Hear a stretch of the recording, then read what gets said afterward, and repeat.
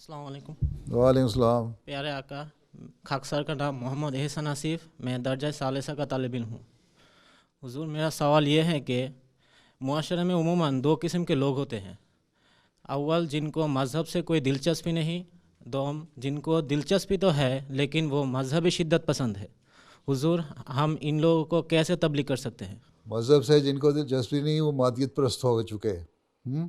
آج کل دنیا میں بڑی تعداد جو ہے اس کو مذہب سے دلچسپی نہیں رہی، اور اس میں سے بھی ایک دنیا کے جو یورپین ممالک ہیں یا دوسرے مذاہب کے لوگ ہیں، مسلمانوں میں اظہار کم ہے لیکن عملاً ان کا بھی یہی حال ہے، لیکن دوسرے لوگ جو ہیں دوسرے مذاہب کے لوگ وہ اظہار بھی کر دیتے ہیں کہ وہ خدا تعالیٰ کو نہیں مانتے، اس لیے دہریت زیادہ پھیل رہی ہے، دہریوں کی تعداد بڑھ رہی ہے دنیا میں۔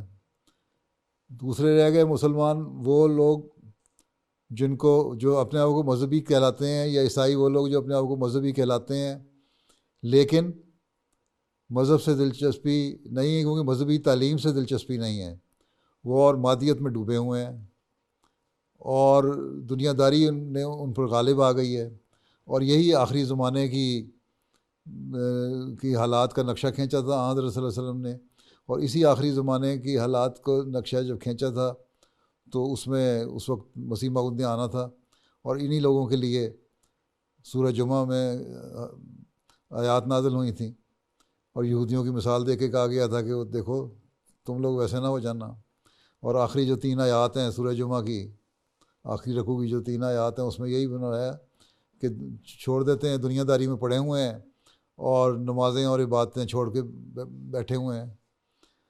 پھر یہ تو پہلی قسم کے لوگوں کی 2 قسمیں ہو گئیں، اور تیسری قسم یہ ہے جو شدت پسند ہو گئے۔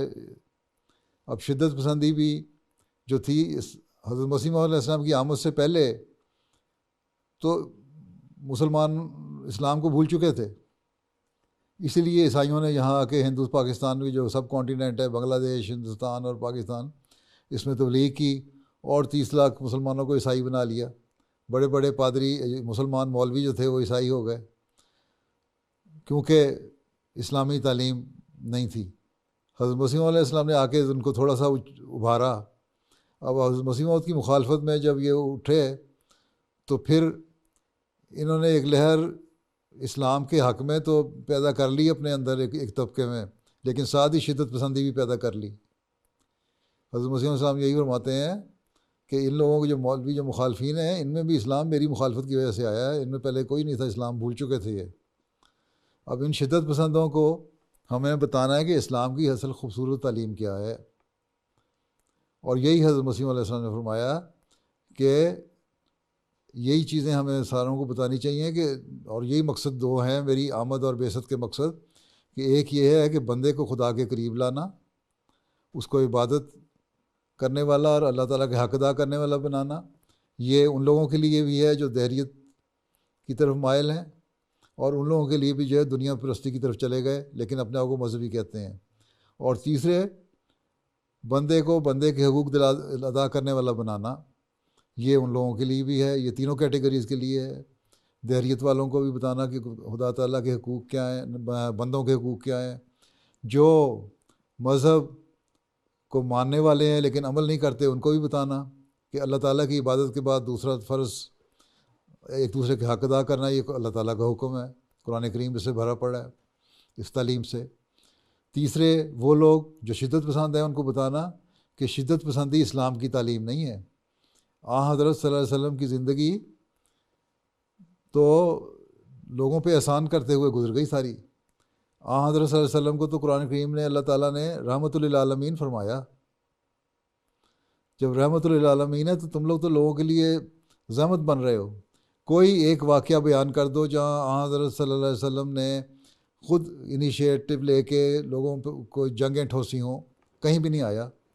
قرآن کریم میں جہاں جنگ کا حکم آیا، پہلی دفعہ جنگ کرنے کا، سورۃ الحج میں، وہاں 40ویں 41ویں آیت ہے، وہاں یہی حکم آیا کہ دیکھو تمہیں اس لیے اذن دیا جاتا ہے، تمہیں اس لیے اجازت دی جاتی ہے کہ یہ لوگ اب حد سے بڑھ گئے ہیں، اور اگر یہ لوگ اور ان کے ہاتھوں کو روکنا ضروری ہے، بعضوں کو بعض کے ذریعے سے ہم روکتے ہیں، اگر ان کو اسی طرح جاری رہے یہ، تو پھر نہ کوئی چرچ باقی رہے گا، نہ کوئی یہودیوں کا سیناگوگ باقی رہے گا، نہ کوئی ٹیمپل باقی رہے گا، نہ کوئی مسجد باقی رہے گی، ہیں؟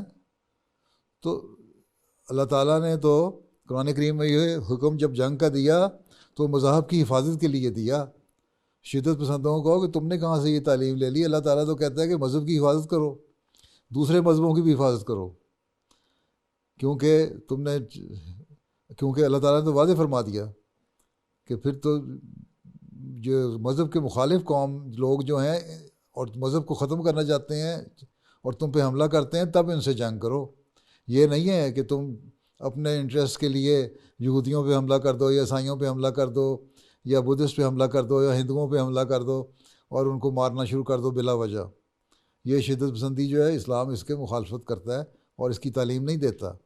حضرت صلی اللہ علیہ وسلم کی ہمیں زندگی اس پر گواہ ہے کہ آپ نے کوئی ایسی بات نہیں کی اور ہمیشہ لوگوں کو معاف فرمایا، اور آپ کی معافی کا ہی ہم نظارہ دیکھتے ہیں فتح مکہ کے بعد بھی۔ لا تثریب علیکم اليوم کہا ان لوگوں کو، کہا جنہوں نے بے شمار ظلم کیے تھے، ہیں؟ تو ہمیں اس چیز کو لوگوں کو بتانا ہوگا، ان شدت پسندوں کو، کہ تم لوگ کس غلط کام میں پڑ گئے ہو۔ حضرت صلی اللہ علیہ وسلم کی تو تعلیم نہیں تھی۔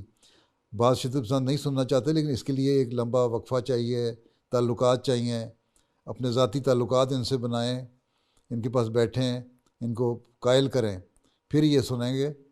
تو قرآن کریم سارا اس بارے میں بڑا پڑا ہے۔ حضرت صلی اللہ علیہ وسلم کی سنت، آپ کا اسوہ، آپ کا اٹھنا بیٹھنا، آپ کی زندگی کا ہر لمحہ اس بات کا گواہ ہے کہ آپ نے پیار، امن، محبت اور شانتی کی تعلیم دی ہے۔ ٹھیک ہے، یہ باتیں بتانی ہوں گی۔ ٹھیک جی حضور۔